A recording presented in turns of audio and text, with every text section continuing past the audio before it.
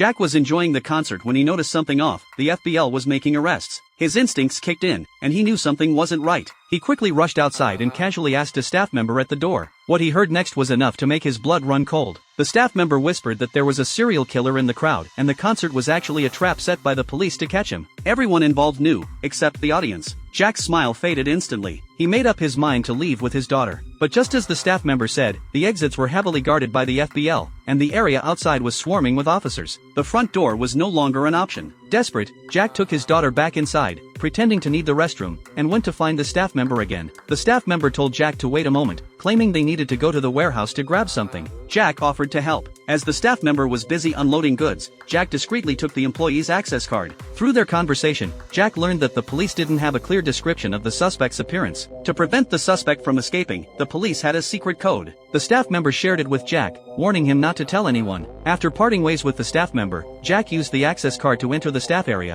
where there was an emergency exit. As soon as he entered, he found a few FBL agents having a meeting. More officers walked in, and to avoid suspicion, Jack calmly joined the group. With the card in hand, he casually walked over to the coffee machine and brewed a cup. No one noticed him. Seizing the opportunity, Jack stole an FBL radio. Back at the concert, Jack overheard a crucial piece of information on the radio. The suspect had a tattoo on their hand. Jack froze. He had the same tattoo. It hit him like a punch to the gut. He was the suspect the police were looking for. Quickly, Jack grabbed a nearby measuring tape and wrapped it around his hand to hide the tattoo. Then, Jack lied to his daughter, telling her he had lost something outside, but in reality, he was trying to figure out his escape. He planned to trigger the alarm to create chaos and make a run for it. But then, the radio crackled with a message. The FBL had anticipated that the suspect might try to start a distraction this way. Jack had no choice but to abandon that plan and think of something else. He blended into the crowd and made his way to the third floor. There were plenty of guests, and the kitchen's deep fryer was bubbling with oil. While a staff member wasn't looking, Jack cranked up the machine to full power and tossed 2 bottles into it.